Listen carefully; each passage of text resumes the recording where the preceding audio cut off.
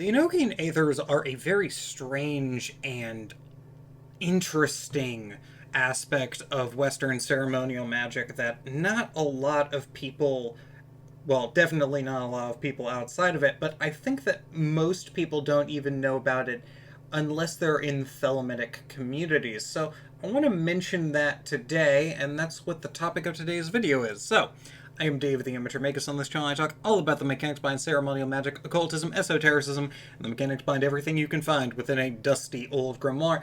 If you enjoy the content I produce on the channel and you want more, or you want to support the channel, you can go down to the Patreon link in the description where you can get exclusive access to content, which is aimed at being a little bit more advanced than what I put here on the YouTube channel, but a little bit less advanced than, say, a grimoire would be. If that interests you, link in the description, and if you are watching this on Patreon already, as early access is one of the features I provide, you have my thanks for your continued and ongoing support. Let's talk about the Enochian Aethys. The Enochian Aethys, or the 30 Airs, are 30 different realms that are said to be above the earth and descending up towards heavenly divinity. These are what was scried by Aleister Crowley as part of his The Vision and the Voice, and it is where we primarily get the Babylon mythos of the Thelemitic system from, because for those of you who have read Book of the Law, Babylon's mentioned like once, and she's not really important in the Book of the Law, but she is very important in The Vision and the Voice. At least from what I understand.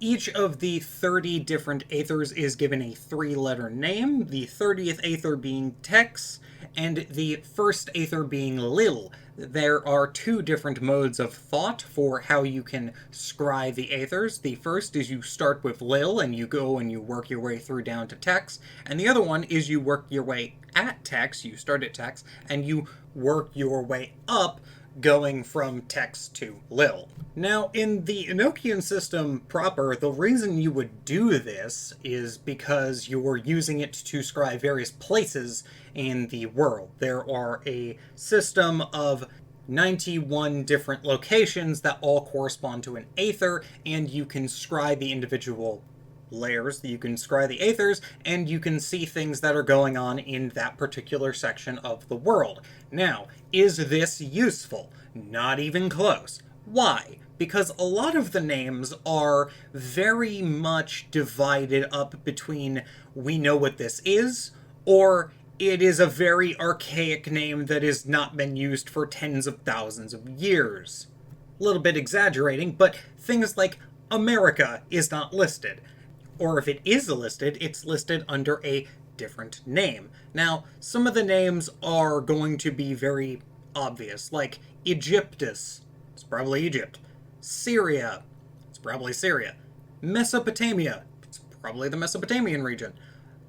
All of those are in Lil. Those are the nations of men that correspond to that particular area. However, you also have places like Gebal, Elam, Adunai, Media.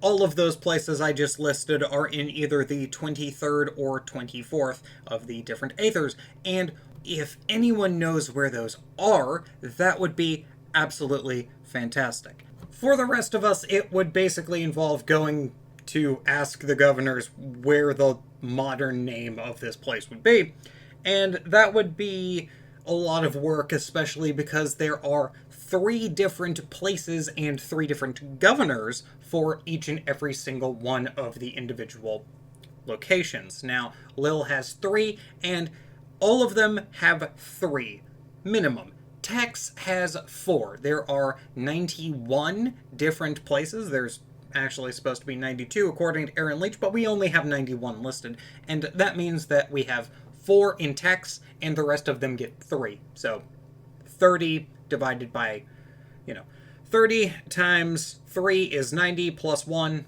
91. That's why Tex gets an extra. Now, the most modern reason why you would do any of this is because you are going to be scrying the various different Aethys to kind of learn things or go on a vision quest of some sort. This is what Aleister Crowley did in The Vision and the Voice, and this is what a lot of modern people will do. In fact, it is fairly common and happens so often that, at least from the reports that I read as a little bit of a preliminary for recording this video, it is so common that the Enochian spirits will just go, "Oh, you're a Thelemite. That's why you're here. What are you here for?" And then you will go through and you will try to test the spirit to make sure it's actually a good spirit, and then you will leave and go do whatever you're going to do. Now, I will say that I have not scryed all 30 of the Aethyrs, so I cannot comment on a majority of them. However, I did scry Tex a long time ago, multiple years ago. For those of you wondering how long it's been since I've scryed the Enochian Aethyrs, it was pre-lockdown, so that's, well, many years ago at this point. That being said, Enochian is weird. And the reason why is because Enochian is the most visual of all magic that I've ever seen. Enochian, even just adding a little bit of Enochian god names as spice to a little bit of magic, causes the magic to work more visually, even if you are out of practice. That is a large part of the draw of Enochian, D-Purist or Neo-Enochiana. And the reason why is because when you are scrying the Aethyrs, you don't feel like you're scrying. You feel like you're there. You feel like you have been transported to this other world in a way that I have not seen any other form of magic do. So let's talk a little bit about why that is. So in most forms of magic, when you are scrying, it's all in your head. And if you try to get your physical eyes to actually see, you will see black, but you will imagine various different things. With Enochian magic, the difference is that the visualizations are so intense and the visuals are so intense that it's actually incredibly difficult after you get out of the scry to realize that it was a scry. Because what ends up happening is that you, in the moment, it is the most visual you've probably ever seen. It is the most visual and most visceral experience you've probably ever seen. It's definitely the most intense experience I've had in probably short of a full-blown Holy Guardian Angel manifestation. But the weird thing about Enochian is that when you are scrying Enochian, it's very different than scrying, say, the elemental planes. And the reason why is because when you get into a scry, you have all the things happen to you in the scry, and then afterwards you start to drift back a little bit. When you scry the Enochian Aethyrs, in my experience, that is not what happens. You don't drift back into consciousness, you start to remember it, like it just physically happened to you. This is what I mean when I say it's so visceral. It's because it is a very, very, very thorough, visceral experience, and that is the entire pull of Enochian, is that it is so visual. It's why there are some books called Enochian Vision Magic. It is because Enochian causes you to have very intense visions.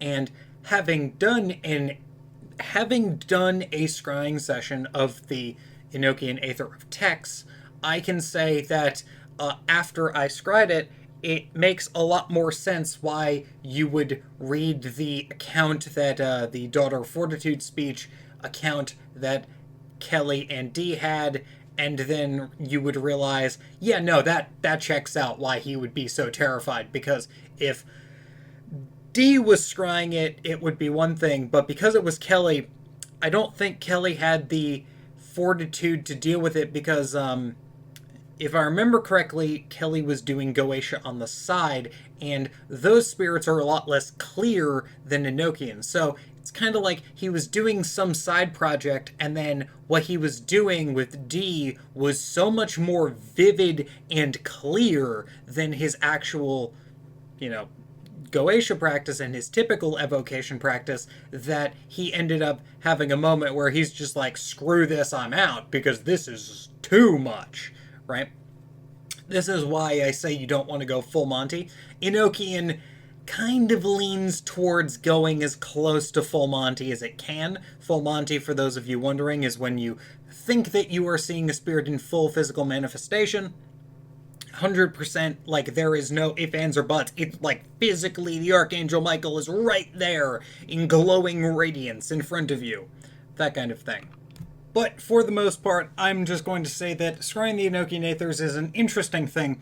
And the main interesting thing is that there are layers. The Enochian Aethys are layered on top of each other, which is the first place well, it's kind of like the celestial spheres concept, if you're familiar with that. However, there is another thing that I want to talk about that is a different set of layers, which we will be talking about next time. So, I have been Dave the Amateur Magus. Hope all of you are having a good day. If you're not having a good day, hope your day gets better. Take it easy. Take care.